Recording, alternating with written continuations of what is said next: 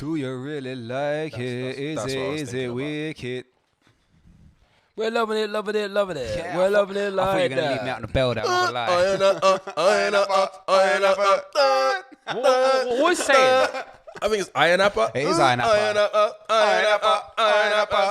What's the last bit? It's just, innit?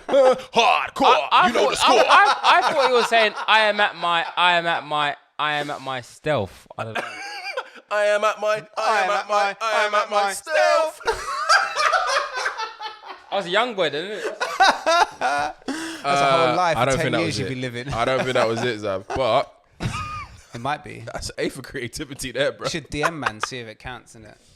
I used to think when I was younger, I used to think it was rewind. Hey. When the crowd say Bob, skeleton. Level Skeleton. It's Who says skeleton like that anyway? It's just different. All right. This could end terribly, episode 2, ladies and gentlemen. So far, it hasn't ended terribly. Hasn't ended terribly just yet. You know what? I quite... Round of applause for us, man. God damn it. What? Round of applause. This could end terribly. Episode 2. Yeah. And thank you for all the listeners as well. Yeah. Big yourself up. It started Yeah. all right. It could still end terribly, but it Yeah, it started could. all right. It could, but so far, so good.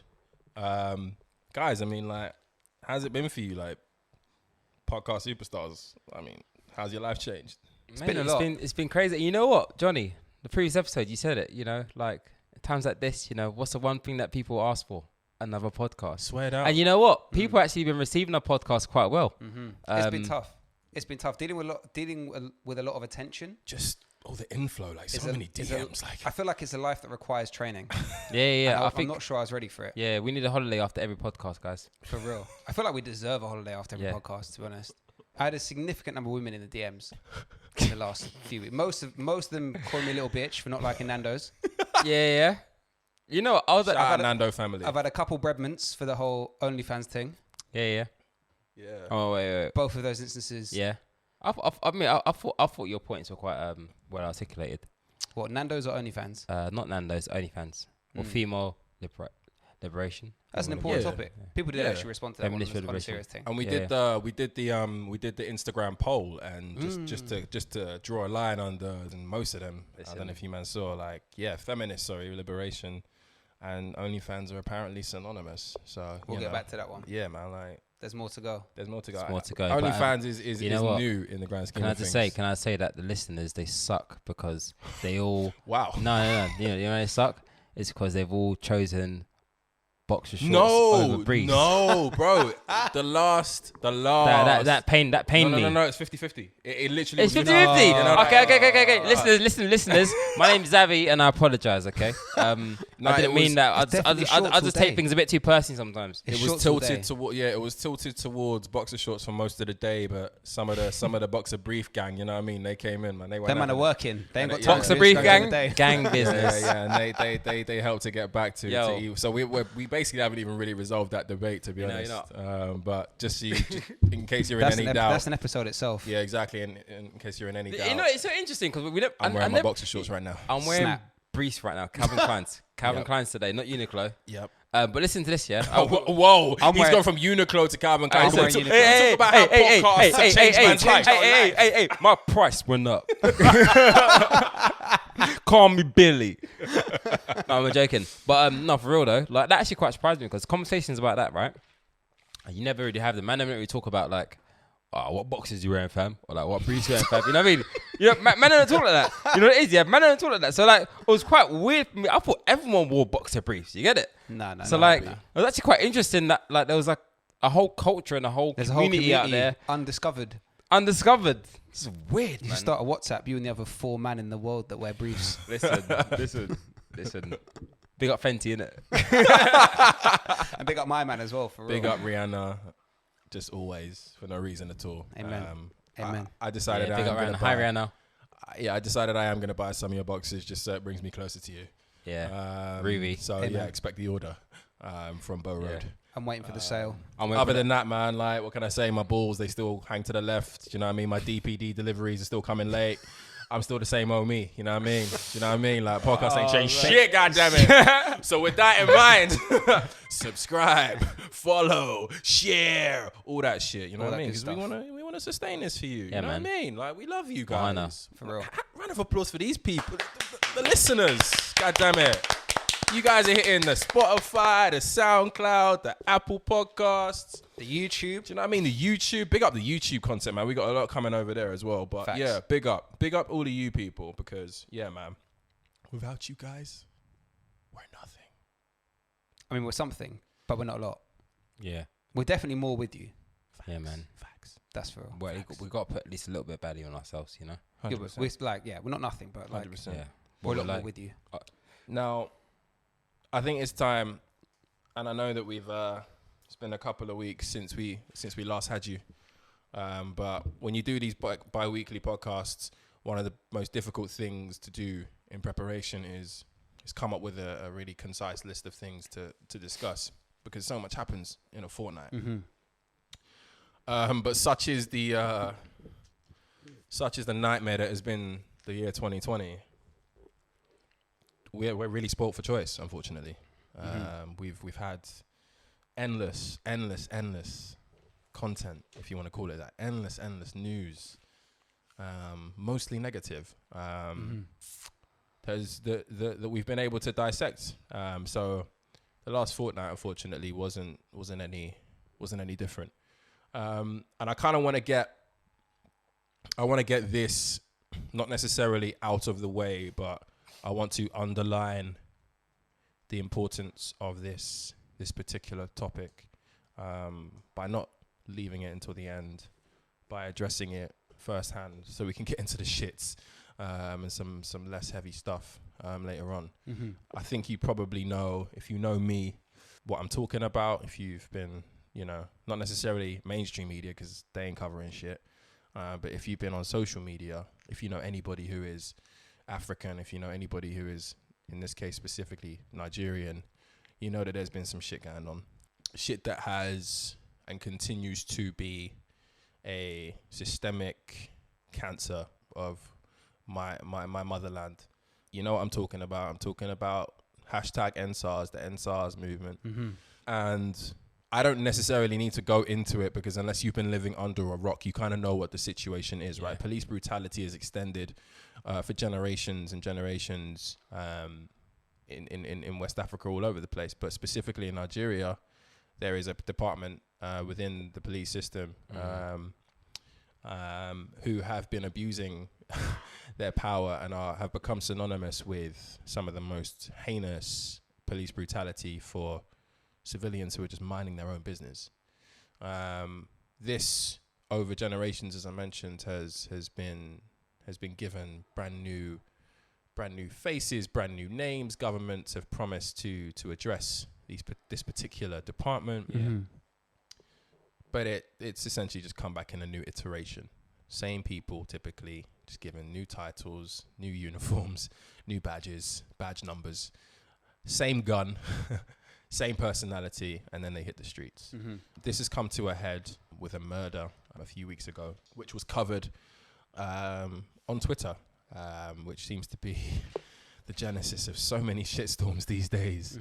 Social movement, it's not just shitform. Yeah, exactly. And what we have at the end of it, and I'm conscious of the fact that when you hear this, things may have progressed a little bit, but what we have had since is wide scale protests centralized mainly in Lagos.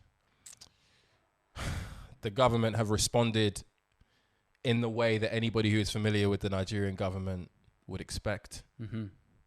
Piss poorly.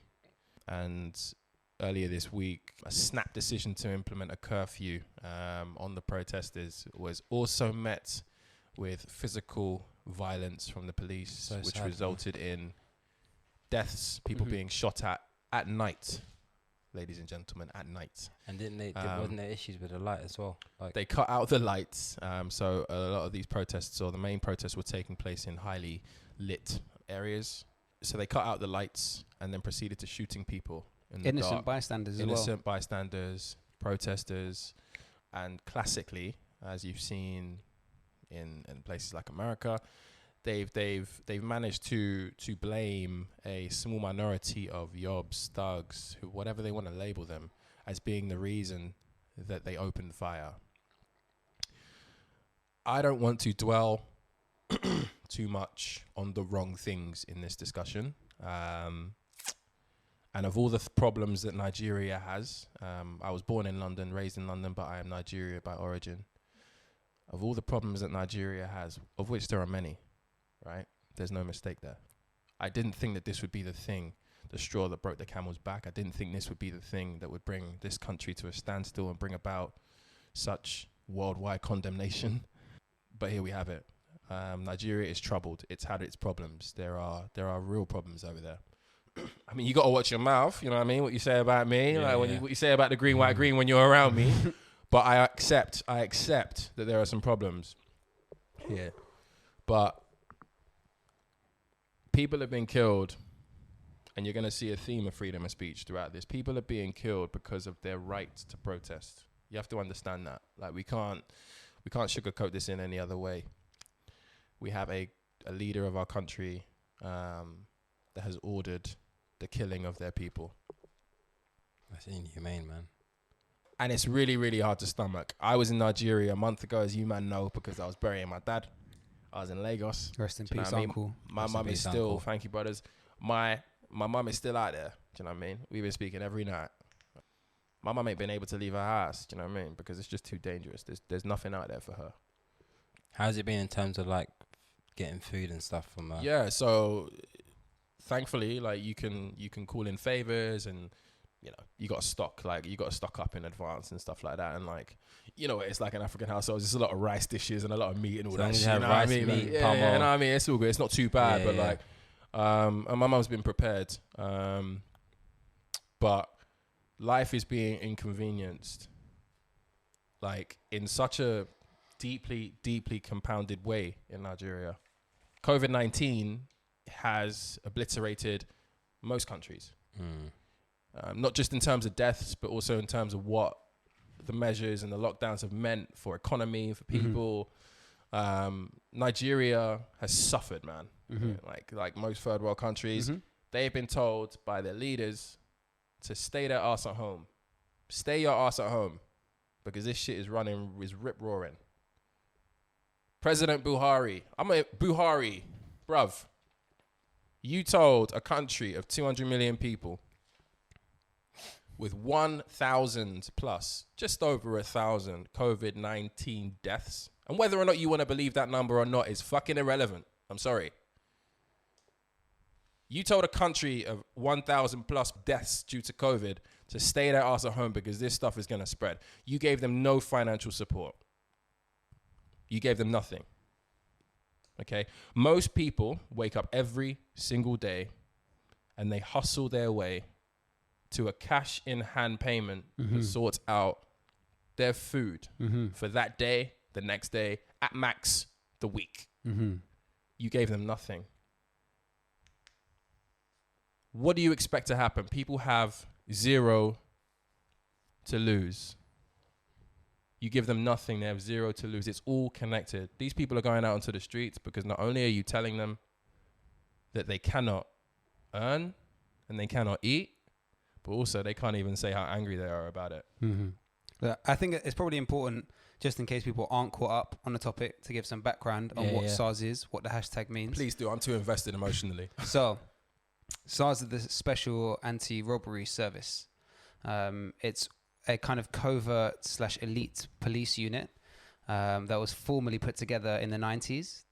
It was tasked to deal with robberies, as the title suggests, but other forms of violent crime. Its initial genesis was from an event where a colonel in the army was killed by police officers at a checkpoint, leading to soldiers going on manhunts for policemen, which led to police abandoning their posts, effectively, which, after 2 weeks of no policing, led to a spike in violent crime and caused the commissioner at the time to intervene and create a special unit without the army knowledge of stopping robberies as an act in particular. After the ceasefire was agreed in 1992 between the army and the police, they were formally put together as a unit in the Nigerian police force. And ever since then, they've been given effectively a special mandate to target what they perceive to be suspects of robbery and similar crimes. Now, the problem with what SARS has become is that it is effectively a police force that has systematically targeted young people, people who appear to have money, and people who really they don't just like the look of. There is not much beyond that. It's a very extrajudicial force that targets people almost indiscriminately. They got away with a lot of activity for a long time.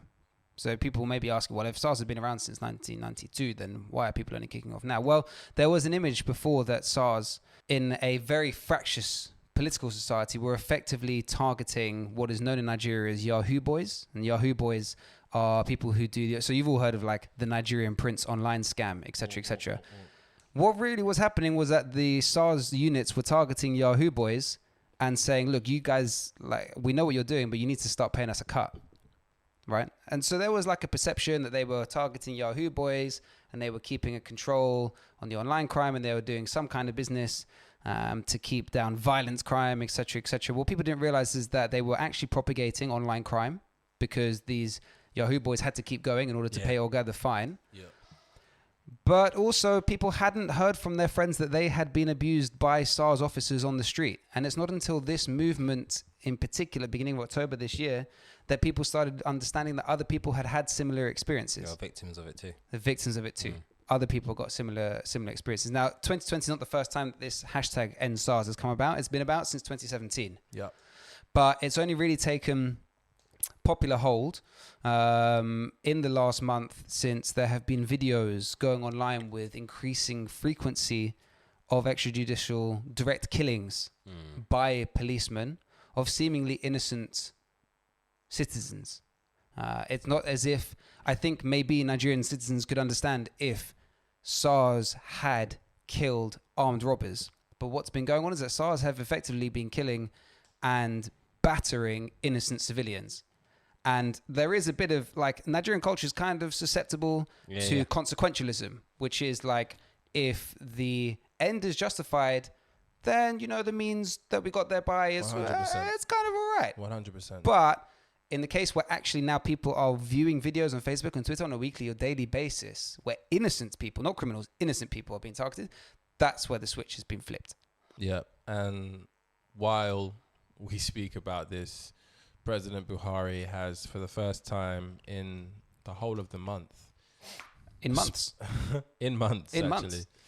spoken to the people. I'm not going to get into a great deal of what he said. What I will speak on, what I will speak on is this contempt that just resides in his tone every single time. Anything that he has to be held accountable for comes up. As I said, I mentioned COVID-19. That's not an isolated example, ladies and gentlemen. COVID-19 happened. The Nigerian people probably saw him speak twice. I couldn't bury my dad in 5 months because that country was closed down, bruv. I didn't see... every day when I'm at my mama's house and we're watching Nigerian news, we're seeing his crony, that crony. He isn't speaking. But I think it's almost worse because there have been state governors. So again, we'll get into like the politics of Nigeria in a bit. But there have been state governors who've been tweeting stuff like, we are working behind the scenes. What's behind the scenes? But what's behind the scenes? Zero, bro. What's behind the scenes? This is all in front of the scenes. A lot of those governors couldn't get through to Buhari, number one. And the ones that were, all of the ECOWAS countries, right? They all tried to get in touch, or they were encouraged to get in touch. The governor of Lagos tried to get in touch, couldn't get through to him. The only significant leader was the Ghanaian president who was able to speak to him, and he said, similar to what Johnny you just said, there's things behind the scenes, things are being put into place, and it's just like, well, where's the urgency? Where is it behind the scenes? Where's it at? You know what I mean? Those are the type of questions that always, it frustrates me with, like, especially with like African governments. They love to just say things for the sake of saying things, but when you actually think about the sense of urgency, if there's something that's going on in your country and there's death involved, that needs to be like a priority. You know what I mean? That needs to be like a state of emergency. Sort of, approach rather than just we're working on things behind the scenes just to buy yourself some time. You know what I mean? Well, look, I think Buhari has two major problems in dealing with this. One is from his own side. One is from the protester side. Yeah. From the protester side, this, like I mentioned, has been a very decentralized protest. There have been numerous calls for a leader to present themselves among the ENDSARS movement. Deliberately, the protesters have not done that. And there is a reason that they have not done that. The reason is that, we were speaking earlier, Rich, there is a culture, and before I say this, I want to put on the record that I'm very, very proud, honorary Igbo boy. 100%. Half raised by Igbo mama. I feel you. You could have just said Nigerian, I mean. No, I could have said Nigeria. In the current context, we'll say Nigeria, but I'm big very on my proud Yoruba people, by the way. I don't know what Johnny's on, Igbo. we're going to scrap it out after. You want to take it outside? We can do it inside if you want to. He's a Chuka man. He's a Chuka man. In my house. Very proud. In this house. Big on my Igbo people. I come true here. But, listen. Listen. Very proud. But there is a political and to an extent business culture within Nigeria. And the reason that Buhari is struggling to deal with the protesters is whenever there is a problem or a conflict, generally speaking, Oga or the person in control of the situation speaks to the person underneath and says, what do you want? What do you want? Yeah. But in order for you to ask, what do you want? There has to be someone leading the protest movement. And it's for that reason specifically that ENDSARS has not nominated leaders because it means that they can maintain the pressure more constantly. 100%. Yeah. The problem with Nigerian politics is that, generally speaking, when someone is asked what do they want, they give a price and it is met. Yeah. And then they think they've got a seat at the table, but actually they have a stool. 100%. And they're eating crumbs. Okay? And it's for the betterment of this movement that they maintain the widespread pressure, that they maintain a decentralized nature. It's something that we saw with the Occupy movement in the West in the late 2010s, but it's actually been done more effectively.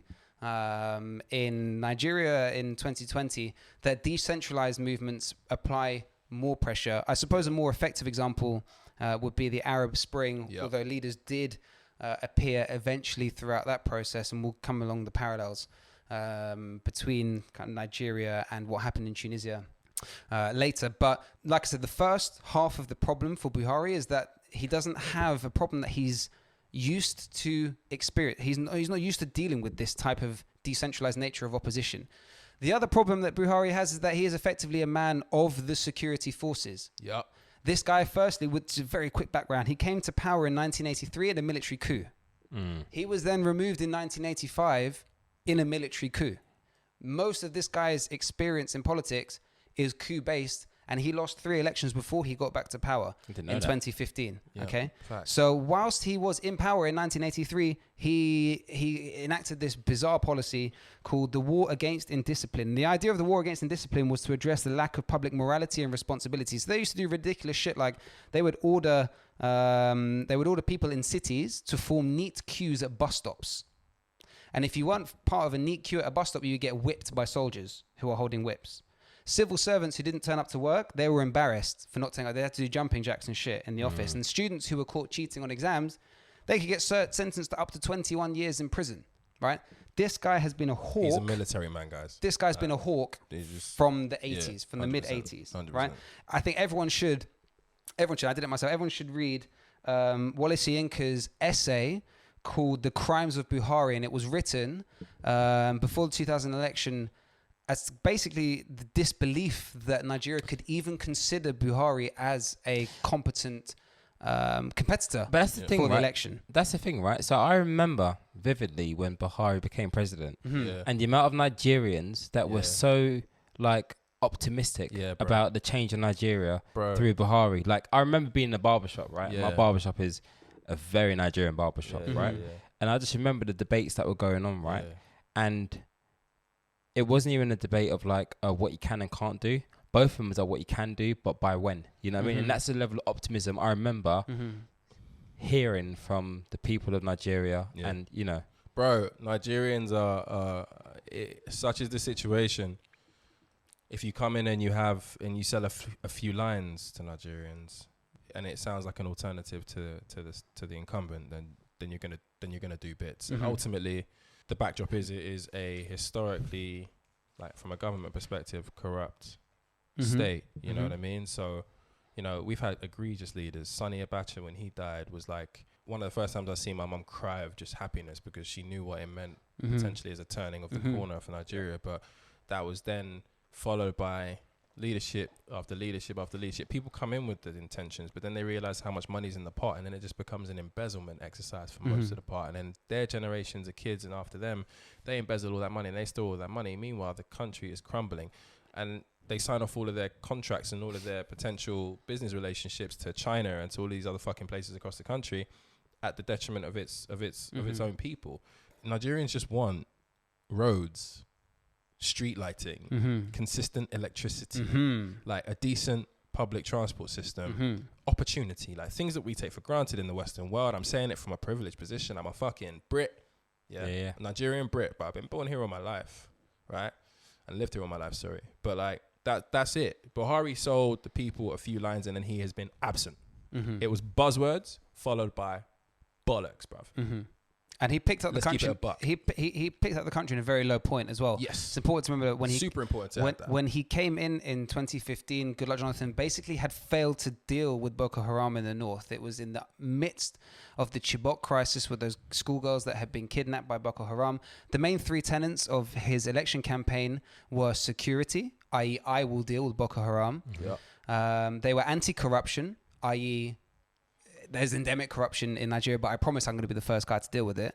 And then the third tenet was economic Biharism, which is basically a populist economic policy of banning non-essential imports so that you can boost domestic industry and production. Yeah. And ultimately, we can get to the points if you like, but he's been a failure on all three fronts.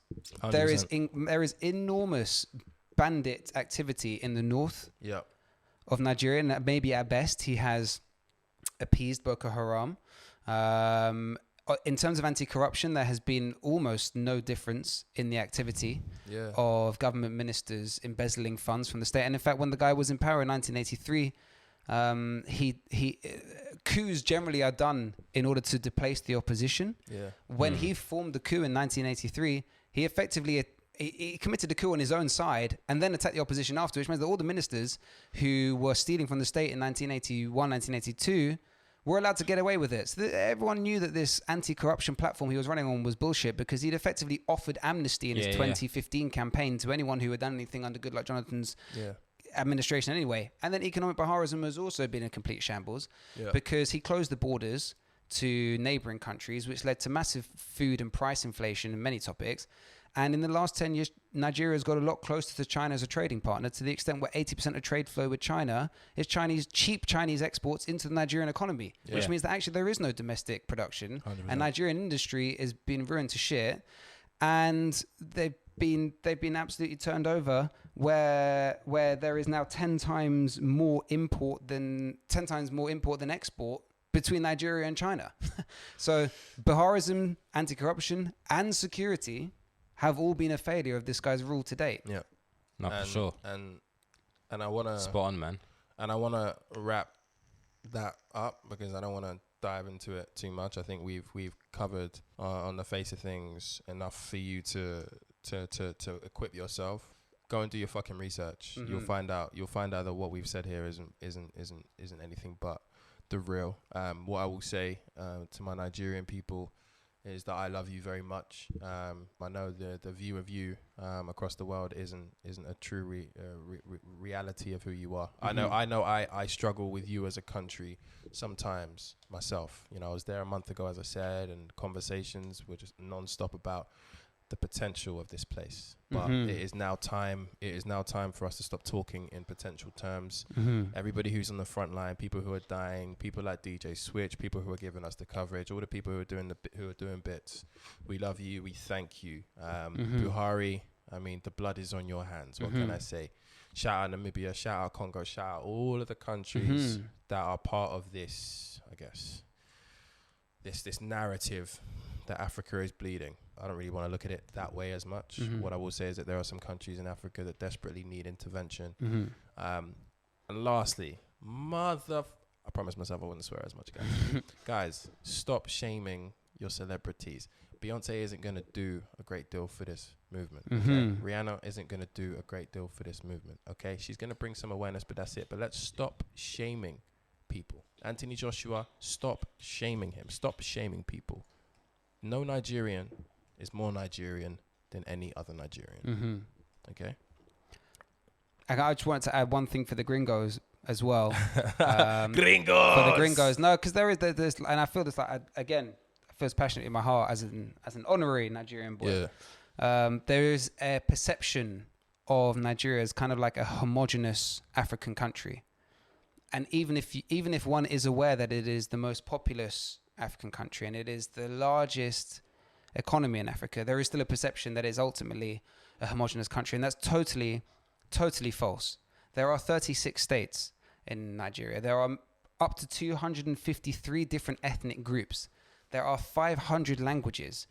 This year is the 50th anniversary of a civil war where effectively the Igbo people and the Biafra region tried to secede from independence.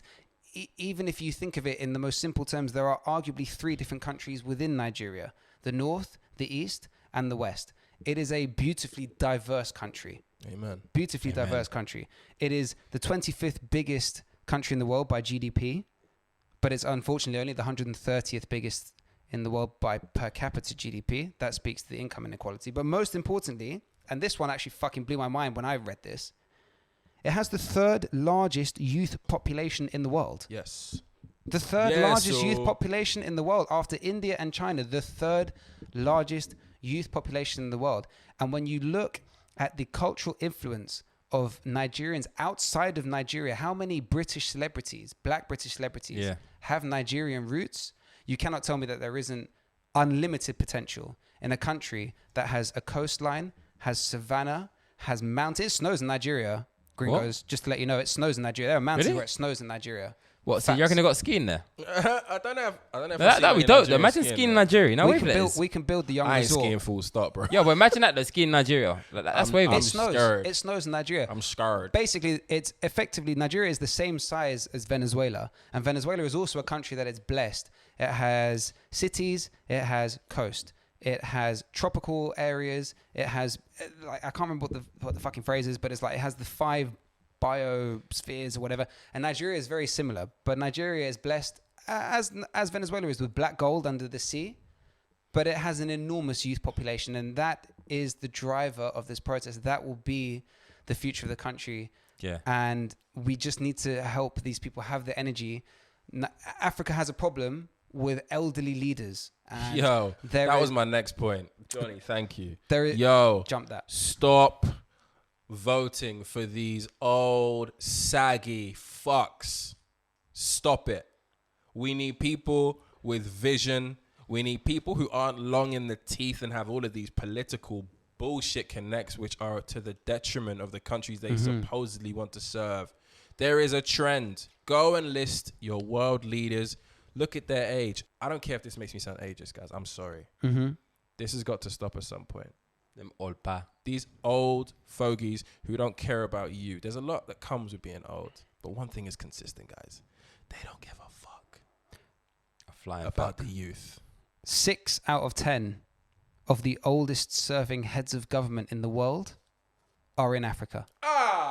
6 out of 10. Can you imagine? 6 out of 10. Can you imagine? 6 out of 10. One more time. Can you say that one more time, Johnny? Hey, one more time, 6 please. out of 10 of the oldest serving heads of government in the world are in Africa. And even that's what I thought you said. So now. even more problematic, I find, actually, is that 9 of the 15 longest incumbent heads of government are also in Africa. Yeah. Ladies and gentlemen, these are the facts. Right, lads. Zav. Yeah. Hello. Ladies and gentlemen. Talking to A-list celebrities. You know what I mean? Like, talking to A-list celebrities. We're just out here recording a little 2 podcast, yeah? The access is mad. No, I mean, little thing here. The access is just mad. A little thing. We're just the access recording is mad. we can't help the fact that, you know, we're busy guys, but one guy in particular, one out of this three, this threesome, well, we're all A-list busy. baby. he just flew in. A-list baby. Know what I mean? He just flew in from the gallery. Which gallery? Little You local. You don't know the gallery? To be honest, it's kind of small. Small one. What's it called? Liquor something. What's it called? OXO. Is that how you say it? OXO. Ojo. Oh, the Ojo Tower. Oxo, OVO The Exo. Oxo Tower. Man just flew in from Oxo Tower, having just done his second day with his exhibition for Black History Month. Give it up for Zav, man. Say that again. Zavi, he just coming from second day of his exhibition at the Oxo Tower. Jesus. And because he's such a Drake fan, we call it the OVO Exo Tower. The OVO Exo Tower. You know how it goes, man. That's neither here nor there. The firm. Zav, can we talk about it, man? Tell us, man. You opened up yesterday. Today's day 2. Yeah, by the time you listen to this, ladies and gentlemen, it will be fucking done. But we've been hyping it, so you know it's on. You know it's on. There's billboards. No, hold on. The public know it's on because there's fucking billboards on Waterloo Bridge, bruv. Can we talk about There's billboards on nuts. Waterloo Bridge, bruv. Certain man are local, bro. Certain man are global. Certain man are Certain man are local. You know what? It's been. You know what? Yeah. To be honest, with you, it's been insane. It's been absolutely insane. It's like, to think that 6 months ago, you know, this has happened with me being bored at home, locked down, nothing to do, no trading going on, like markets are closed, and I've just picked up a canvas and just gone for it. And then fast forward 6 months, here we are, Oxo Tower, and many blessings, you know. It's been insane, man. The reception's been mad. Left, right, and centre. The billboard was crazy. And not to discredit or like to dumb it down, but it's crazy because that was sort of like given to me. Like I didn't even ask for it, and those are like literally testimonies that I think are like literally God's plan. I've just put myself out there, just maintain good energy, and just maintain a good energy, and like it's just happening in the most supernatural way that I can't even explain it. You know what I mean? I can't even like take the credit for it. Can I ask a question? Yeah. Because this is one of my pet hates. I go to galleries. Yeah. Has anyone gone into the gallery and done like the art pose? Like yes. The chin stroke. And then they try to drop a line like, it's clear to me that there's a message of postmodern intersectionalist poetry. You know what? Juxtaposed against a Picasso-esque framework of our modern day struggle. Has anybody hit you with that? You get some guy. You get some guy called Jeff from the home counties. Like it's so black. Listen. I've had those chin stroking brothers. Bro, I can't deal with the chin. And you know what's so crazy? Like somebody came up to you today, right? He had his mask on. He was still stroking his chin with his mask on. And how I've typically done it, right? Like I like everything I love, everything I do, I just try and keep it organic. And even with this podcast, we're just 3 organic brothers. You know what I mean? So like when I'm down at the exhibition. I'll just say good afternoon or good morning or good evening, and I'll just let them crack on, and I might just slide through next to them just to find out how they're getting on. Rarely do I say, hey, I'm the artist. Yeah. So a guy's really confused. He's like really like he's seriously like stroking his chin. Like I could see like so many's got in his mind. So I've gone up to him and I've asked him and telling you how are you? Good evening. How you been? How you finding it? There's no descriptions. Where are the descriptions? These are pointless. Oh. And I was like, you know where the fuck you at, homie? Yeah, no, but I know where I'm from? No, but the thing is, I just said, hi, my name's Xavi, I'm the artist, and the descriptions are on Instagram. And then he was like, oh, okay, so there are points. Why haven't you got them here? I was like, look, well, you know, I've always been somebody who's a minimalist, and I believe that, you know, the titles are all that's needed. And if you want to know more about the pieces, if it's wherever it draws to you, I'm happy to explain where my thoughts or my ideologies came from while creating these pieces. And he then asked me, what's Instagram? Fair point, bruv. Yeah. When you were like, the descriptions are on Instagram, and he's like, well, what's that? Did he show an interest? Did he want to know more about the art? He did. And what I did though, I actually flipped it. Like it went from a very frustrating, very intensely chin rubbing fella to a very much interested, and I drew him into my world, and I explained the pieces to him. And you know what? I've never actually really explain the whole process and my way of thinking. And I feel like every time I do so, I'm welcoming people into my world. And that's how I've sort of approached it. You know, before I did the day before the exhibition, I spoke to Rich about it, and he was telling me, be prepared to speak to people about your work. And I didn't realize how much chin wagging I had to do. And you know what?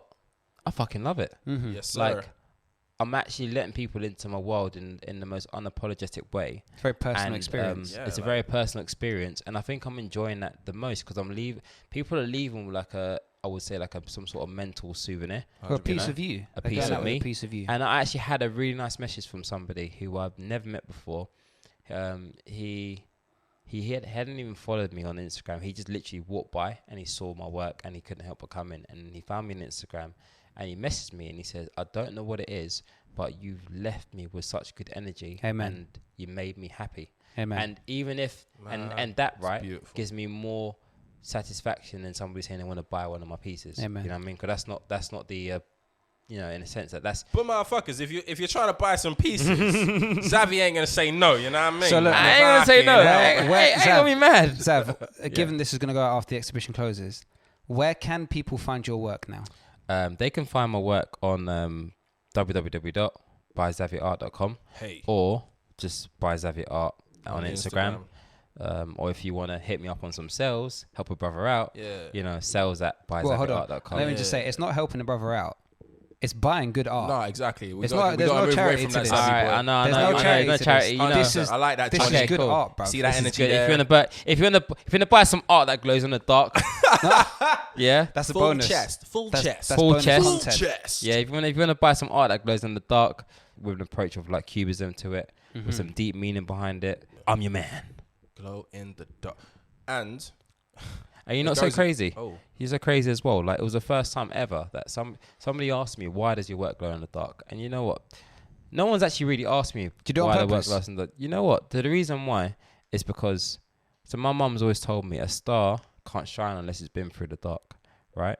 And I always try and keep it as a consistent message throughout all my pieces, regardless of the message, regardless of the concept. Amen. So, and when somebody asked me that, and I was like, you know what, I've never actually explained that to somebody. And I've been it's like I've been dying for somebody to ask me. Everyone likes a glow in the dark shit, but I was dying for someone to ask me that.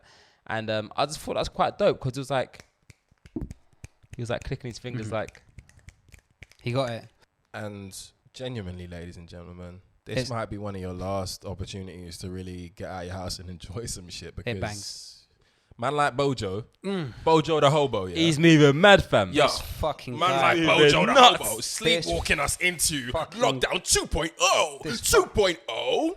Big up Sheffield, yeah. Big up that whole northern region. What, have who they got going are they the ones through with the it. 6 p.m. the 6 p.m. Bruv, curfew? They got sent up to Hey, tier 6 3 p.m. with for the quickness, my 6 G. p.m. curfew is mad. What you know about lock off? Johnny. What you know about lock off? What you know about lock off? Everything lock off. Lock off. Everything lock off. North of Bruv. the country, lock off. You know how mad that is? And Boris isn't giving any assurances as to how he's going to support people through this next wave. But look, man, that's who you voted for, ladies and gentlemen. What can I say? Oh, it's fucked. What can I say? It's fucked. Don't get me started on the fucking No, I Tories. want to get you started, Johnny. Fuck. Well, you Go fucked, Johnny. You Go fucked. Johnny. For real though, Rishi, man like Rishi, friend of the show. Dickhead. Yeah. Man like Richie. Man like Rishi, friend Big of the up show. Richie. Yeah. I beg everyone listening, say it on 3. 1, 2, 3. Dickhead! Dickhead. So, Rishi a few weeks ago told us that we got to get our asses into some new skills. Man should Some new retrain him. skills. Man should Retrain your retrain and get thing, some skills right? as a chancellor. You fucking idiot, bro. And then, a couple of weeks later, where, as I say, we're being sleptwalked into a lockdown 2.0. It's scary, and as much as the cases are going up, and as much as the Tory government have ignored much of the guidance from the medical staff that they hired, the superiors within the Have healthcare abdicated industry, responsibility for governance of the country. They continually lead us down this blind path, and that's one thing. But what I wanted to touch upon very, very briefly is just how ill-equipped we will be, having already been through this at the start of the year. We're potentially walking into a situation where there's going to be no real evidence that we've learned from our mistakes. No. When you have no support for industry, on the backdrop of somebody who is chancellor telling you need to retrain. It affects many people in many different ways, clearly. If you're lucky enough to not have a job where you had to go on furlough in the last 7 months, then more power to you, man. Like, congratulations. But that is a privilege. That needs to be remembered. Yeah. Because chances are people who you know were not as lucky as you. Getting jobs in this environment. It's mad. Come on. You're failing before you start. There is an element of this as well, which relates directly to black people and how difficult it has been for them to retain jobs and gain jobs in this environment. People from, I hate the BAME, the BAME phrase, but people from BAME communities have suffered the most as a result of COVID with regards to job retention and getting jobs. And treatment as well, medical treatment. Right, and clearly that has a huge impact on mental health within the community, which you know, if we link it back to what we were just talking about, is one of the key tenets of Xavi's whole movement, right? But I don't know really what my message is here other than, guys, brace yourself, because unfortunately we're in a situation where we have a government that, like a few governments, they're just winging it. They're winging it, but they're winging it with contempt. Yep. They're winging it with disdain, and they're winging it with a very London-centric view of the country as well. This is where they've How do you motherfuckers in the North feel? Bruh, they must feel fucking distraught. They have to feel distraught. You gave up your vote, for the most part. You gave up your vote because they promised you. Anyway, Johnny. Bruh, I don't know. We're trying to keep this brief. I'm the wrong guy to speak to. But all I'm going to say is that there were ongoing negotiations between Boris Johnson and Andy Burnham, who is the mayor of Greater Manchester. Yeah. Boris didn't give a shit about the North until it looked like London might be a problem. He didn't really care about the North until it looked like it was a nationwide issue. And it's because for Boris and the Eton Oxbridge Tory lot, really the country kind of stops at the M25. Like all this talk of the blue wall or the old red wall that was taken down, etc., etc. Like I can understand why people voted that way. People voted that way because Labour abdicated their responsibility to the non-London metropolitan pseudo 70s Marxist wannabe intellectual elites.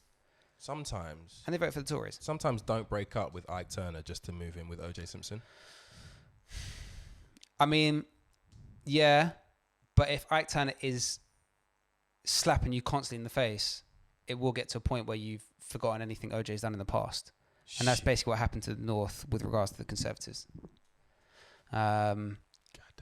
And I thought that was a really good analogy as well. It was a good analogy. Yeah, he just fucking shot that to shit, didn't he, John? Well, I used it.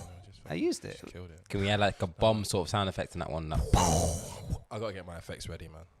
We'll get there. I'm not quite there. Yeah. We'll get there. But carry on. We'll get there. No, well, look. I was just in my feels. Another morally fucked Tory decision to not feed school kids. Yeah, which we touched upon. Last time we talked about it was in the context of Marcus Rashford's MBE over the summer holiday this time. So over the Christmas period, we had this, I thought at the time, fucking stupid Eat Out to Help Out scheme, which was largely a way of subsidising people who could already afford to eat out further.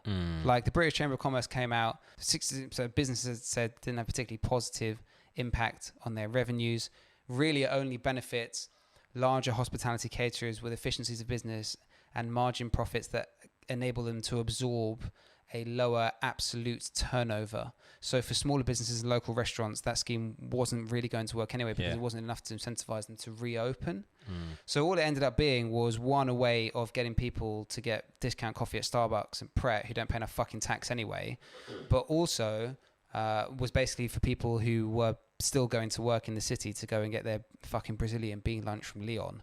They are now making another decision. 322 MPs voted against ensuring that school children are fed over the Christmas holidays. And again, I've done the maths. If we taxed our 54 billionaires in this country, hitting us with the stats, 1% of their bottom billion, and we cut out private school kids and the top 12% of income earners, because we can presume that if you can afford to send your kids to private school, you can still afford Tesco's. And if you're in the top percent of wealth in this country, you can still afford Tesco's. So if we tax our 54 billionaires 1% of the bottom billion, exclude the private school kids, exclude the top 12%, we could feed every other school child in the country 2 hot meals a day for 12 days, which is about the amount of time that they're off school for Christmas. So this came in the context of Krishna Guru Murthy, who's a guy who I quite like, was talking about, what if we just fucking crowdfunded everyone who's tweeting about starving kids, like we go crowdfunding. No, fuck you, Krishnan. Don't crowdfund me, bro. Crowdfund the fucking billionaires. Crowdfund the billionaires and the millionaires, because that's where the P's are. And they've been extracting value from the state for years and years and years. And if they paid their fucking taxes, we'd be able to afford school children. And a special shout out to Vicky Ford, the Conservative MP for Chelmsford, who is also the Children's Minister. She was one of the 322 who voted there's a dirty irony in this, because it was against the bill. Without wanting to loop back to a previous topic, 8 people were shot in Nigeria when the youth minister's convoy started firing at protesters in Nigeria. Like, how morally bankrupt do right-wing governments need to be in order to be removed? The Minister of Youth in Nigeria is shooting young people protesting against its rule, and the Conservative government in this country is refusing to feed school children as a matter of policy. The money's there, puppy. We're just refusing to spend it. Yeah. It's being deployed in the wrong way, as it always has been. But look, man, unfortunately, this is where we are with it. This Kid and Terribly is always going to give you a balanced view on things. I think we don't even need to state our political alliances. You know? Like, it is what it is. Like we're just hitting you with the facts right here. Yeah, definitely. I mean, just to balance things out, why the hell am I seeing Ye on like some sort of like political 50 Cent's gonna vote for Donald Trump. Yeah, he's I don't know What's going on here? I'm trying to ignore the Kanye West thing. No, I don't actually know if officially is he? No, but I see his name's down. I see his name's down. I saw him on the ballot. I saw him on there. I saw the people were voting for him. It is what it is. Like, what can you say? God complex. It's rife in many a man in Hollywood and many a man in the world. So Kanye West is a clear example of that. But look, man, Kanye West or Donald Trump, thoughts? Look, Kanye West has been Donnie's friend for a long time. Yeah. From the get-go. Like, in a super fucked up way, I can understand the premise of his argument that liberals and neoliberals have done nothing to very little. You're giving Kanye West a lot of credit, bro. This is ego. I'm going to get there. Yeah. I mean, it's all ego. Yeah. But I can understand the argument that liberals and neoliberals, and the reason I'm making this point, have done basically fuck all for the black community in America. Everyone should go and read Cornel West's book, Race Matters. There's a 25th anniversary version that came out a couple of years ago with a foreword, the context of Donald Trump. And it basically explains how kind of like the spend more money shit, social programs and better policing in black communities will alleviate the black struggle, ignores the total kind of existential nihilism that a lot of black people in the US and to the extent this country face. White liberals basically say spend more money, have better police, and black people will do better. And it kind of ignores the fact that black people have to live with a lot of fucking people who just don't like them for the color of their skin. And that's very existential. Well, it's actually not existential, it's quite a material crisis. Liberals ignore that. Kanye West argues on that platform. What he doesn't realize is that the conservative platform basically says that black people's faults and problems and crime as a product of their values and their behavior. And this values argument totally ignores that behavior is only possible within an existing structure. So regardless of skin color, although skin color is a factor, regardless of skin color, if you grow up in poverty, you are more likely to commit crime. If there is less opportunity for you, you are more likely to try and gain money through illegal means, just because there isn't any way for you to better yourself that lack of opportunity legally. Okay, so that's kind of the background to why Kanye is doing the shit that he's doing. Now, I also think he's doing it because he's mentally unwell. That's another problem, and he does need help. We know that he's got bipolar. That's something that's come out. But subversively, we don't know that for sure. Well, Kim said it. Kim said we'll give him the benefit of the doubt. I'm on the side of giving people the benefit of the doubt on that topic. Me too. I actually don't think that like the average human lies about that, but I also don't think that that's an average human being. I also don't think his wife is an average human being. I also don't think that family is an average human being. They're horrendous narcissists. I think they're horrendous narcissists. Well, you reckon they're in their own bubble? They one point I want to place make. a price on absolutely everything. Nothing is sacred at all in that empire. So I don't want to get into this too much. I'm sure there will be some stimulus in the future that allows us to deep dive into that whole thing right now. But I think that there is no real way for us to prove otherwise. And there are certain things that we can't fuck with in today's day and age. Mental health is one of them. If somebody says I have mental health issues, it's something that cannot be argued. Yeah. We cannot prove it. And then that's conversation over. So I'm not saying, and listeners, I am the biggest Kanye West fan. The biggest. I don't know about that. The biggest Kanye West You fan. got me over here, mate. I will out Kanye you. I don't think you will. Well, I will. We'll leave that for another day. Yeah, I don't want to fight my boy over Kanye. That's gross. Yeah. But I'll fight you. But yeah, but at the same time, yeah, I think I'm not sure. The final point I want to make is the reason that Kanye is doing this, having explained the background, is because he thinks that he can take some of the black vote away from Biden. Do you really think it's about Biden? I really don't. Well, he's helping his boy Donnie out, and there is as Donnie's his boy. Like he. Well, as I basically said, there is a perception, and this applies to Latinos too, that Democrats and neoliberals have the right to minority ethnicity votes because the Republicans are supposedly white supremacists or whatever, and that actually doesn't ring true. Obviously, hence Kamala, right? Hence like, Kamala. Come on, hence Kamala as a political play. Like I get it, bro. I'm with you. I hear you. Right. Yeah. So, like, from a Latino's perspective, like, the argument is bullshit because a lot of, especially in America, a lot of Latinos who are in Florida or whatever in South America come from a socially and religiously conservative background, especially the middle-aged and the older ones. Like, I think it's a demographic that will trend blue, as they say, or trend Democrat among Gen X and the millennials, et cetera, but Gen X can't all vote yet, so it's a bit too early for that. Yep. Dems think that just because they're minorities, they weren't like the Republicans. That's not true, because actually Republicans speak to the conservative values of the expat Latino community, which is also very skeptical of socialism. A lot of them have left countries where socialism was enacted, and where Democrats also think that they're entitled to the black vote in America. Those are the voters that Kanye is trying to convince to vote for him, and a vote for Kanye is effectively a vote for Trump because it's not a vote for Biden. 100%. I get it. I completely agree with that. I guess we're coming at it from a ever so slightly different angle, whereas I don't necessarily think he is aiming to detract from Joe Biden. Absolutely what Johnny's saying is that the byproduct of his ego drive is going to be less votes for Biden. So it is what it is. So I completely agree with that. But look, man, this is going to be the last time we're able to really speak on this, right? The next time you hear from us after this episode, we will know. We will know where America stands. We will know where the world stands. Do you reckon Trump gets another go? Quick quiz. Yes. Trump or Biden? I reckon Trump will get it again. Trump or Biden? I always thought Trump, but I think it's going to be Biden. I've done the model. You done that? I've done the model.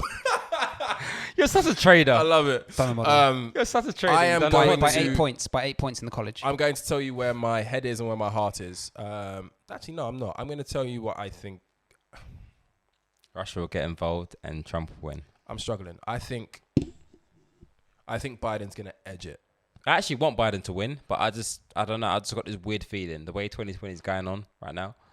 The way 2020 is Yeah, going I mean, it'd be true to 2020 if Trump wins that. So shit. I felt like you the entire way up until yesterday. Yeah. And then I did the model. Essentially, I don't think Biden wins Florida for the reasons I stated above. I think Florida stays Trump. But I think that Biden wins Pennsylvania. And if he wins Pennsylvania, he's got a 96% chance of winning the election. Man. But Pennsylvania. I've checked previous states. I checked the things I put into my method of picking states were 2016 votes, how how states voted in each respective primary, and how close and the quality of poll available. So the three interesting states that I think that I've picked are Florida. I think goes to Trump, although the polls are probably saying it's trending Biden. I think that Trump holds Nevada, even though it's probably saying trending Biden at the moment as well. But I think that despite Trump holding the Sun Belt, which is like Georgia and Texas and Alabama, etc., I think he wins Pennsylvania. I think he wins enough of the Northeast. I think he also takes New Mexico, and that's enough for him. All I heard from that, Johnny, Pennsylvania, you need to stand the fuck up. Basically, that's what's up. Stand the fuck up. It comes down to Pennsylvania. All right, I've never been there. I don't know anybody from there. But Philly's in Pennsylvania. All you Pennsylvanians people, Philly, stand up. Yo, Philly, yeah. If you like Meek Mill Or Fresh Prince. Freeway, Or Fresh Prince. Willie, The Roots, Stand up. Get out there and just make sure. Is Rocky from Philadelphia? I don't know. Rocky. Is he? Yeah, I think he Rocky, might be. yeah. That's a shout. Remember when he was running up the steps? All right, That's a Xavi. shout. Cultural Cultural guy. guy. All right, It was. cool. You see, spud me. I'm spudding him. Virtually. but yeah. Virtually. All right, yeah, for real. Virtual spud. Yeah. Are you a Jonathan? No, I'm a Johnny. Well, Johnny. actually, Auntie calls me Jonathan. That's the only person. Oh, no, it's in because the he's world that's- Jonathan. Jonathan. His mama call him Johnny. I'm call him Johnny. 50 fucking cent, eh? Yeah, listen. 50, yeah, it's raggo. Yeah. 46 cent now, boy. Guys, question, yeah. Let's say you were born, humble beginnings, labor stronghold, like. Well, like all of us. Yeah. Let's say, Labour had earned their right to your hearts, right? They've done bits in your ends. I'm listening. They'd help immigrants, like, from your parents' background Yeah. to assimilate, get ingrained. And then you made a little bit of cash because, boy, done good. Would you ever find yourself switching political sides? No.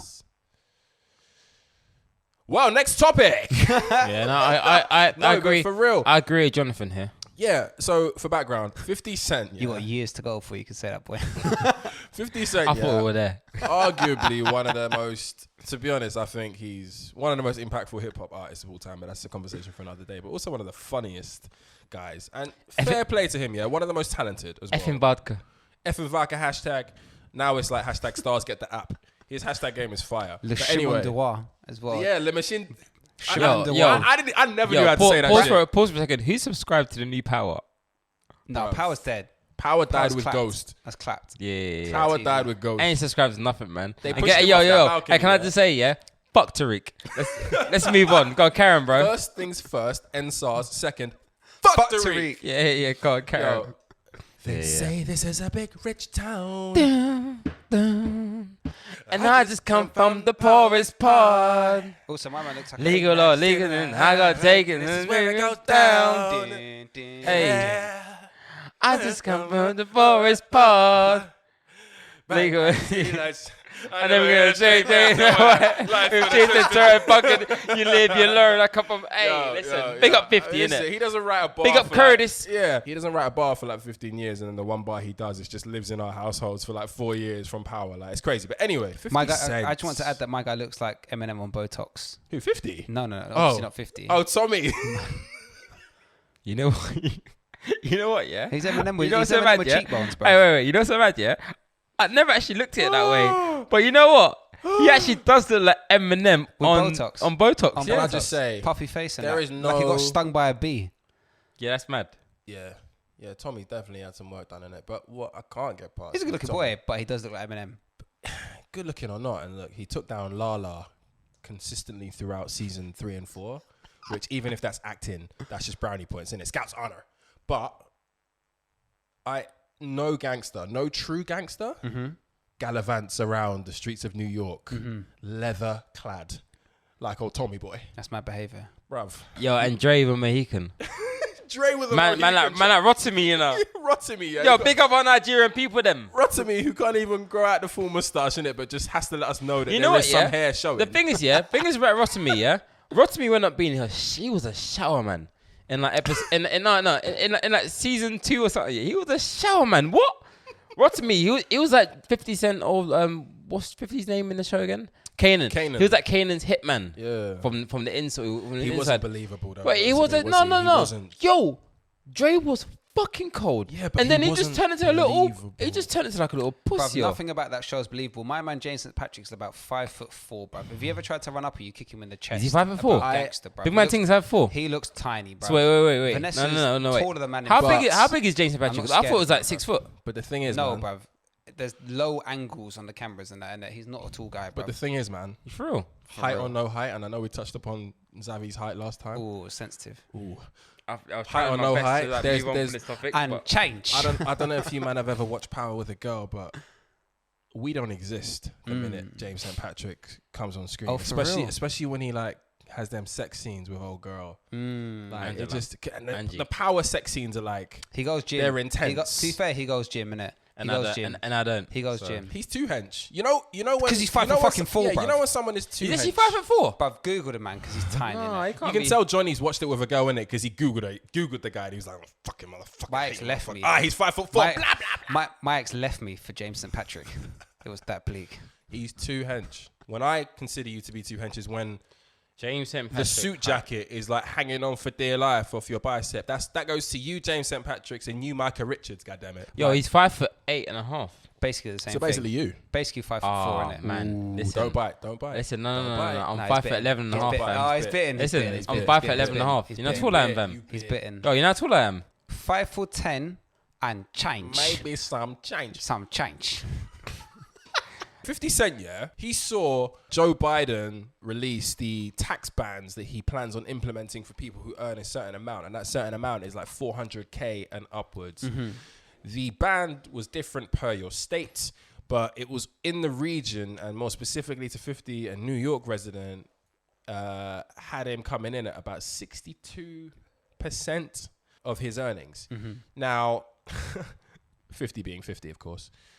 Decided to use this as an opportunity to proclaim his intentions of potentially voting for Orange Man, which clearly caused at a very, very sensitive time quite a bit of uproar, a furore, if you will. And he basically has been, he's being courted at the moment by a lot of the old Republicans, so the likes of Tommy Lauren. I think maybe one of the, it might have been a fake tweet, but maybe one of the Trump sons, one of them motherfuckers. Generally seasonless people. Yeah. Lacking salt, lacking seasoning, no tan. Anyway. Sin salsa. In Monk Diesel. Ellos son buscando salsa. Generalmente. To he's become a bit of a darling, old Fifth. Someone even said, well, looks like 50 is scared of becoming 20 Cent. I beg Dave Chappelle have something to say on this. And it really, really made me think, right? Like this, I guess it's become more of a thing now, especially with a lot of the sort of left-wing oppositions in most cases now across global politics, not necessarily striking a chord with a lot of people who are young coming up, starting to earn their bigger salaries. So I've always, personally speaking, voted for reasons that extend beyond me, right? Yeah. As I mentioned before, you know what Labour did for my parents and people like my parents growing up, and what I saw them actively do, the politicians who represent their party and what they stand for. I fuck with it, right? Yeah. But more and more and more, we're seeing people voting for their pocket. Is that a trend? Is that like a new thing? Like, what go on for these people? You know what? I just think it's very selfish, to be honest with you. Imagine that, voting for your pocket against, and every vote counts, right? Let's just put it that way. And I feel like voting for your pocket over voting for the wider nation, it's just fucking selfish, to be honest with you.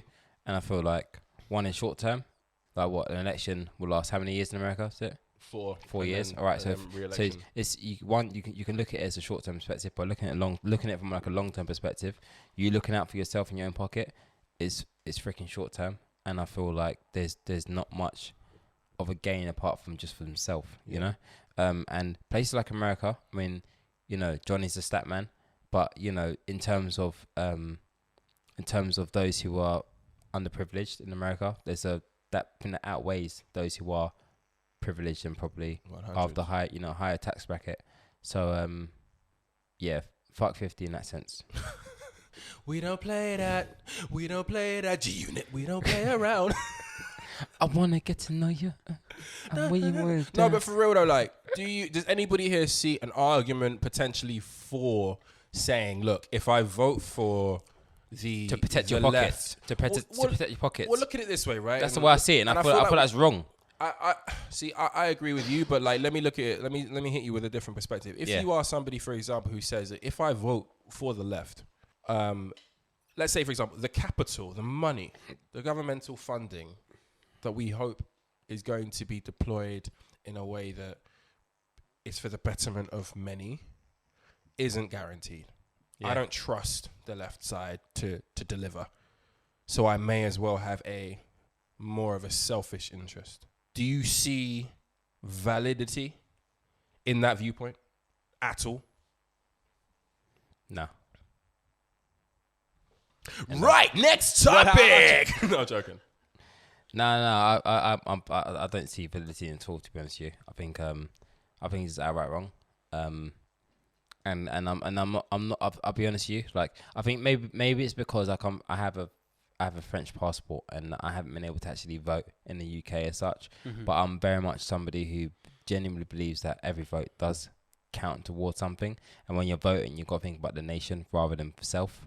And if 50 Cent is outright saying that for purely marketing reasons to get his name out there, or whether he's actually saying that for political, for economic gain, then he shouldn't be representing us. Full stop. Facts. Like, I'm kind of trying to hang back from this one because I'm aware. Because he's so rich. He's offshoring his money. He don't get taxed, this motherfucker. I'm broke as shit. I know what you're talking about, boy. You got we're sitting in your nice big flathead location. No, we're not. We are on Zoom. For the record, we are on Zoom. Because it's true out here. No, we're on Zoom virtually. But just as a heads up, Richard Abiade's government. Big government. Listen, names. Abiade's fridge room. Yeah, it's about.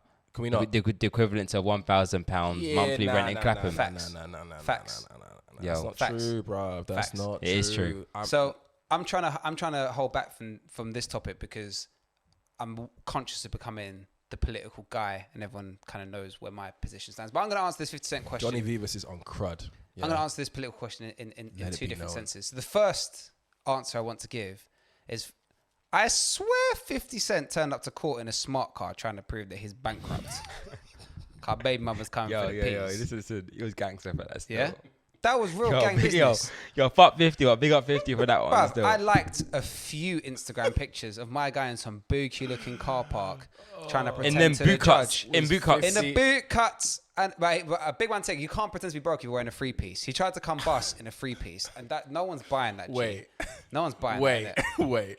Smart car, is that for real? There was a smart car in the background, isn't it? Yeah, so my guy turned up. My guy tried to give a fuck. My guy tried to bust case in a car you could barely put a suitcase into. You know what I'm saying? Them was there, yeah. So either my guy stumps up and pays the tax, or he has to pay Babymomma. That's basically it. Either he's got peas and he admits it and he's got to pay Biden, or he pretends on this homeless thing and he's got to pay Babymomma. Either way, the guy's in the pickle. If he's putting on Instagram that he's got too much peas, he doesn't pay 62% tax, then suddenly Babymomma's getting rich. I think the guy can be handling this business differently. Yeah. However, on a more serious point, I don't want to say people like 50 Cent, but I think that anyone generally, unless you are kind of like born rich, into privilege, etc., if you are a boy done good, by definition, you have profited from the spending of the state. What I mean by that is you have likely gone to state school.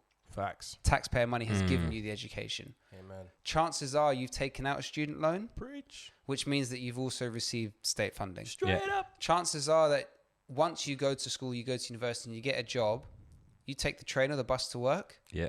Again, funded by taxpayer money.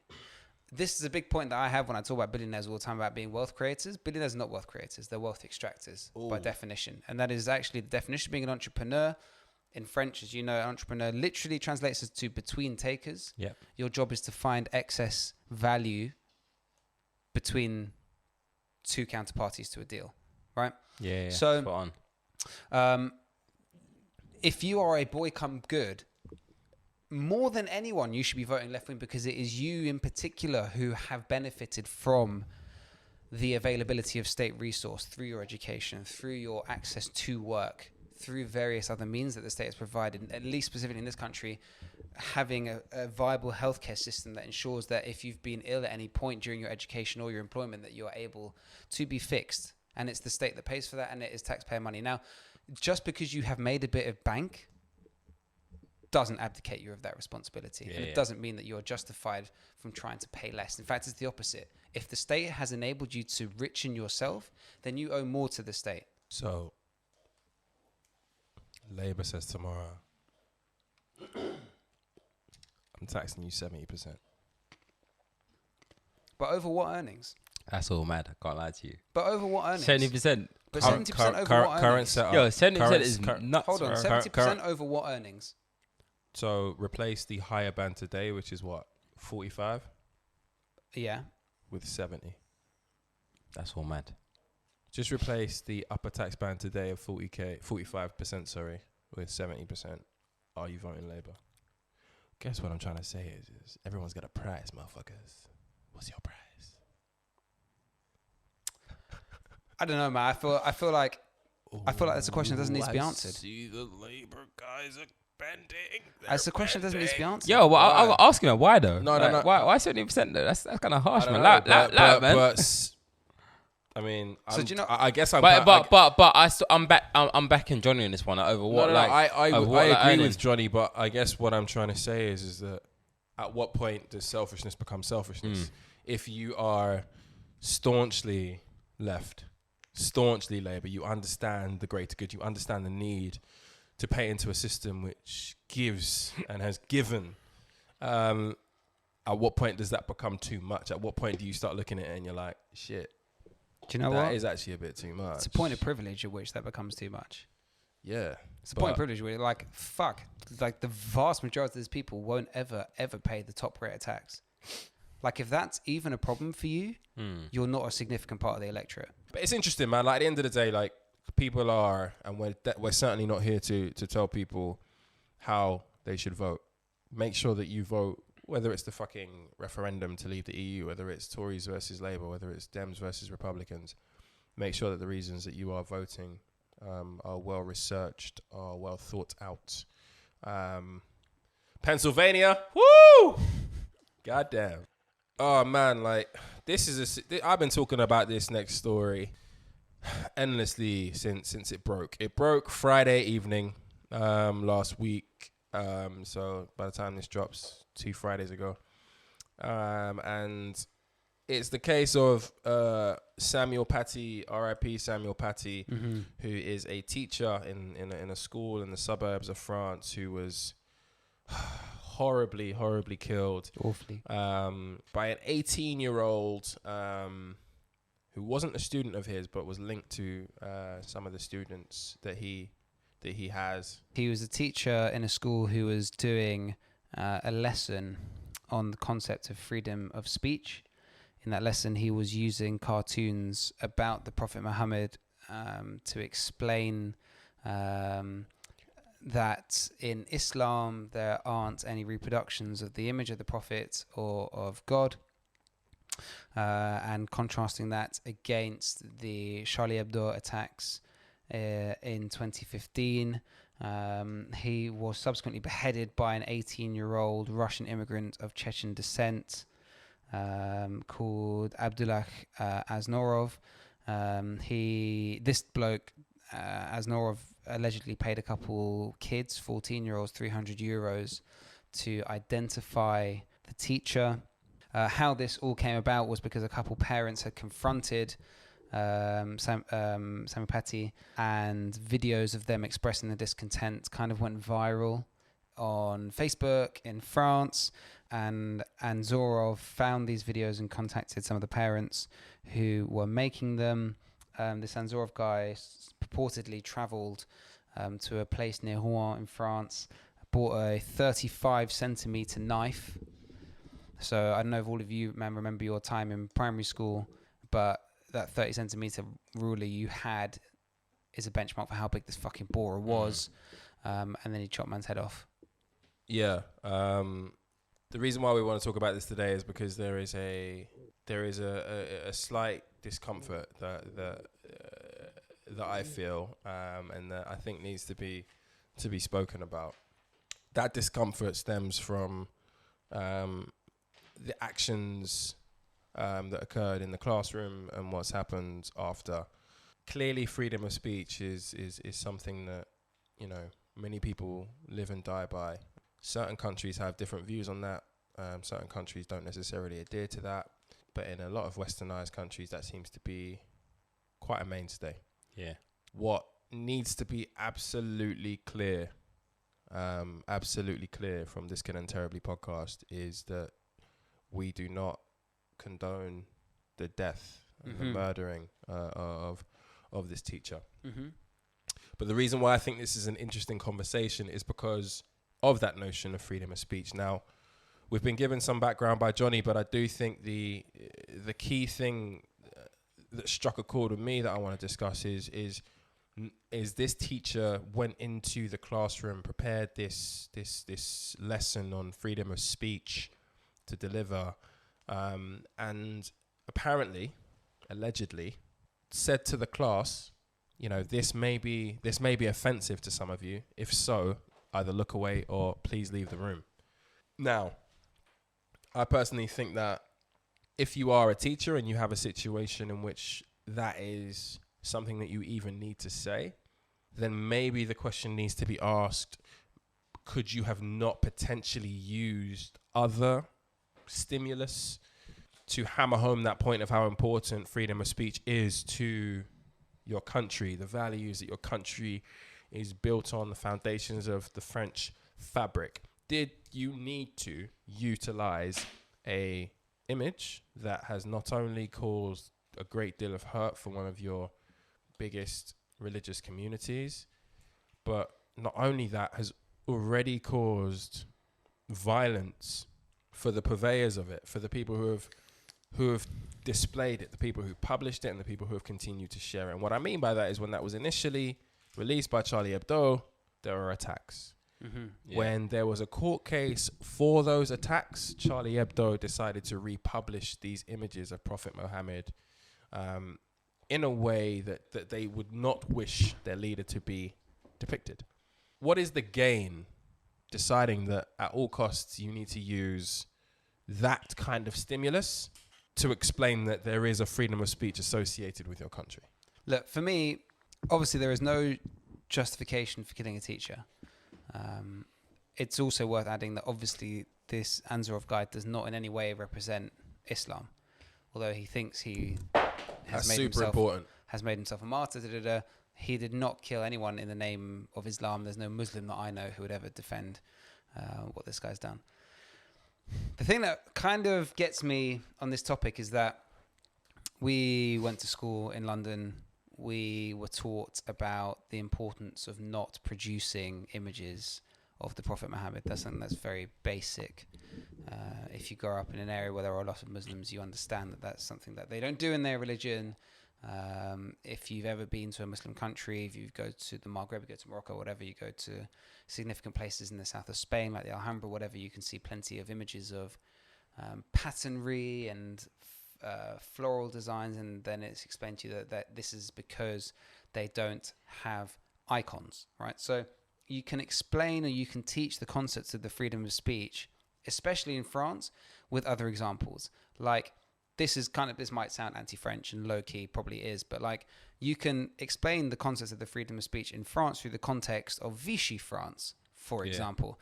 Like, if the French were willing to own up to their own history, then you could maybe explain why it wasn't kosher that French people were able to support Jews at certain points in the 40s. And that would be a debate on the topic of speech. Like, why do the French feel so het up on antagonizing Muslims to the extent that they want to use an image or a series of images that have already killed French people or have already been contributing factors into the death of French people to teach a lesson on the freedom of speech? There are other examples they could have used. I don't necessarily blame Samuel Paty. I feel like he is a teacher within a wider curriculum, and it is the curriculum that has put him in this position. Can I just, specifically, what's interesting to me about Samuel, rest in peace, is that Rest in peace. It was a situation in which there were very, very there were quite a few different areas or points, I guess you could say. There were many different points in which there could have been some sort of, not necessarily atonement, but some sort of recognition that this has caused pain. Needless to say, he knew going in that this was going to cause some kind of pain, because he actually said to the classroom apparently that, you know, leave the room, this may offend you. Right. But what became apparent thereafter was the clear uproar associated with it. People going home, telling their parents. A parent went on YouTube, did a video. Certain mosques were talking about it very passionately, and clearly, this shouldn't result in somebody's death. But there comes a point, as Johnny has kind of said, that you have to say, of all of the different ways to explain what freedom of speech means, do we want to do it in a way that offends anybody? Do you want to offend the Pope in your class? No. Do you want to offend the Jewish community in your class? No. Do you want to offend the Muslim community? The answer to all of these questions should be no. Like, I could say, for example, it's my freedom of speech to say, I hate black people. I think white people are better.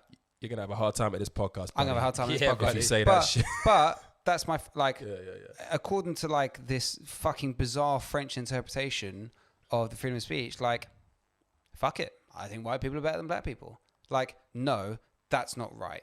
That's offensive. And it's understandable that other people will be upset by that expression. The freedom of... The problem that people have is that the freedom of expression is not the same as the freedom of offense. Just because you are able to say things that you think doesn't give you license to upset other people. Yeah, no, I completely agree with you on that one. And that doesn't give you the license to upset other people, but at the same time, upsetting other people doesn't give you the license to kill, in my honest opinion. I feel like that, and I feel like that also has a 360 circle back on the freedom of speech. I feel like opinion is opinion. I feel like we should be in a place where we shouldn't be offending other people. I feel very strongly about disrespecting other people's religion, because religion is belief, and belief is a way of life for some people. But at the same time, I have a strong disagreement with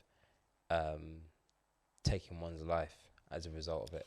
Yeah, and it's tough because, like, you can't explore a topic like this too deeply without the question being asked, are you justifying one's death? Like, that's why at every point in this conversation I have to be very fucking clear. We do not condone this. This could have been avoided. It was a horrible, horrible thing. 100%. And clearly we have an extremist who did a very extreme thing. Yeah.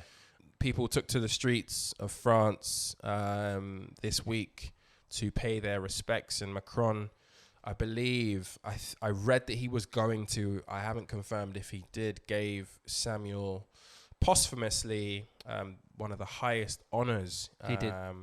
That a French citizen can receive. He did. What I would urge anybody, man, who has a platform, teachers, right?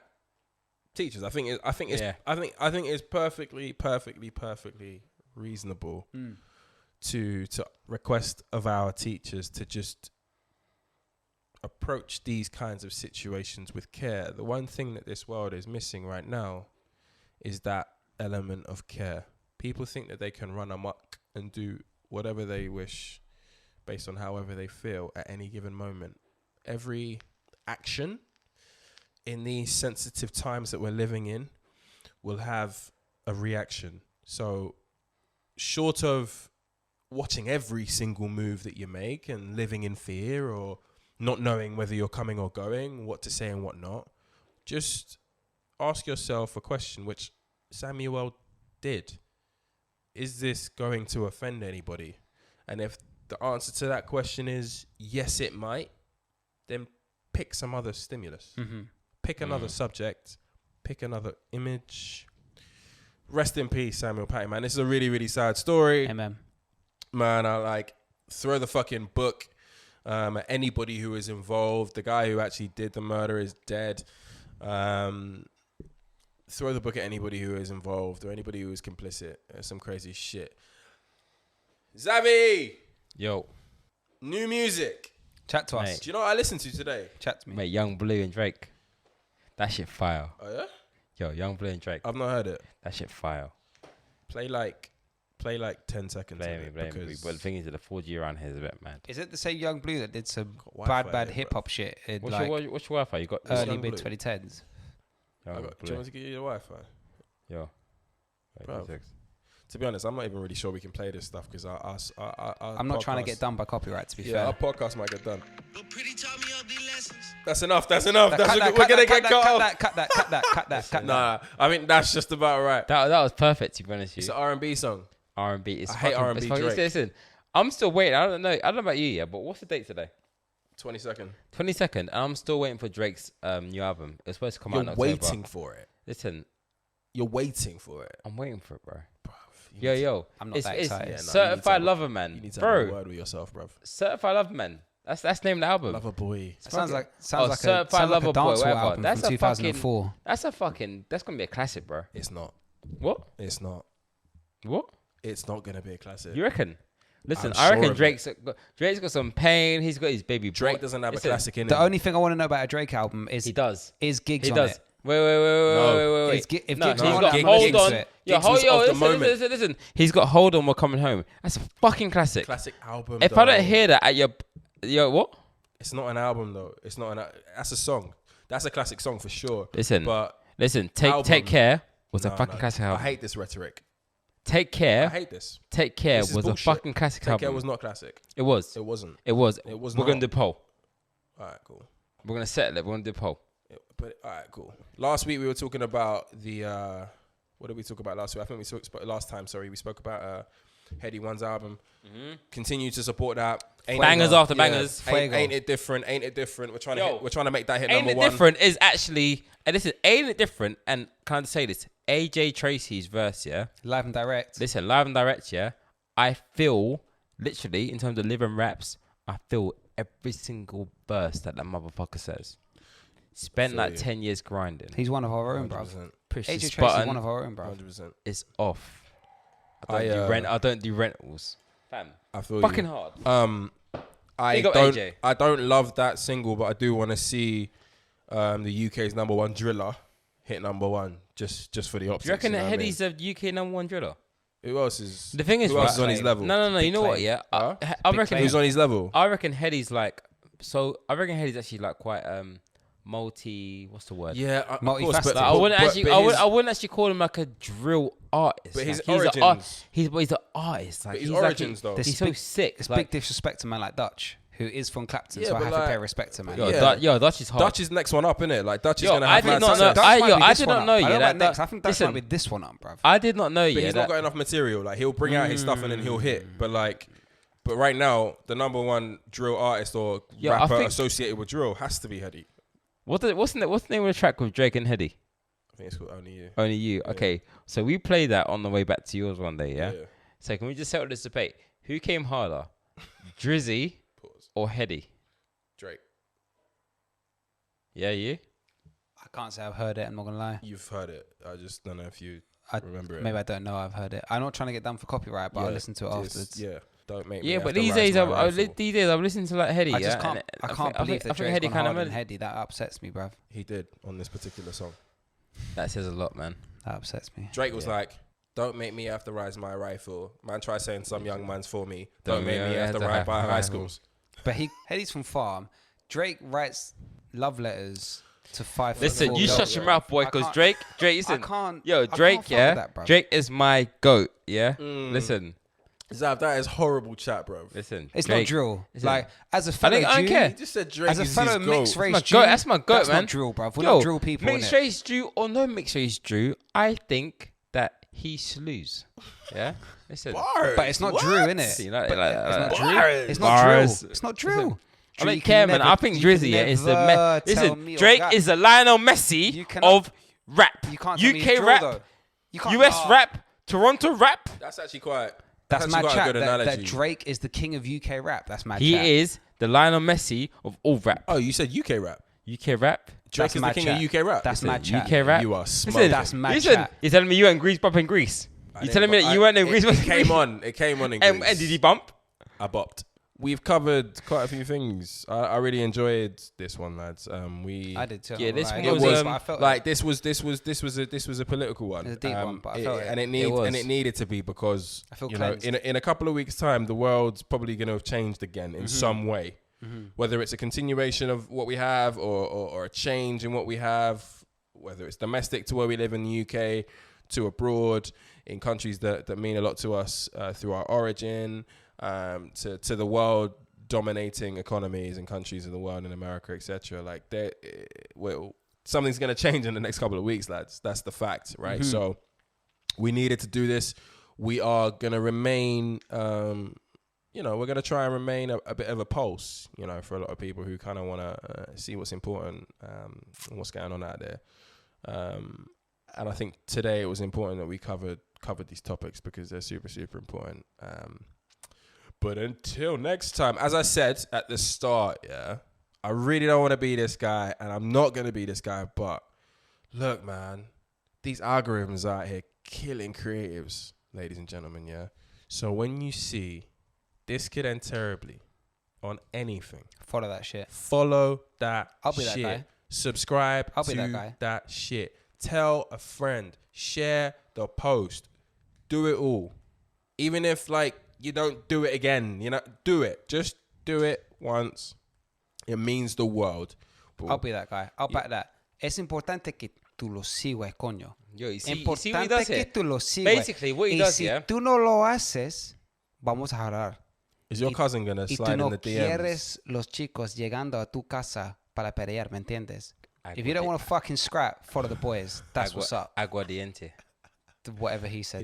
His cousin DM'd the old... Listen. All I'm the saying This Could End Hard Terribly Instagram. But you know what I'm gonna say? Yo, don't let Johnny You speak see what I'm Spanish saying? Let me say one anymore. more thing. Let me say one more thing. Shout Yeah, out go on. because Rachelita, and she likes being called Rachel, but obviously that's my Yo, prima you see what Jordan Rachelita. does here? She's having a little baby. That's Yo. my nephew Yeah. coming soon. That's Yo, my nephew go on, coming Nef. soon. Yeah, nephew Shout out. coming But you see soon. what Shout Jordan out, does nephew here, coming yeah? soon. Rachel. We just have a... Rachelita, big up. Big up, She big sent up. her love as well. That's a Scorpio baby coming soon. Hey, One. big up Libras, but whatever. Go on, Aquarius gang, we're out here, toxic Swear boys. So Es importante que te lo he's sigues, still coño. going. So what's that again? Que tú lo sigues, que you follow. Que te lo silvestre. Oh, Yo, Ya let me just está. stick yeah, to yeah. road. Ahí está. Yo, I'm gonna stick to Lo road. has aprendido. Big up, yo, No, my coño, lo man, has aprendido DJ, Síguela, coño. Sí, with a coño. Until next time, What does that mean, by the way? Follow it for fuck's sake. guys. See You know you when I later. say like until next time. We just Okay, gotta we say our just goodbyes, innit? Okay, Bye. goodbye.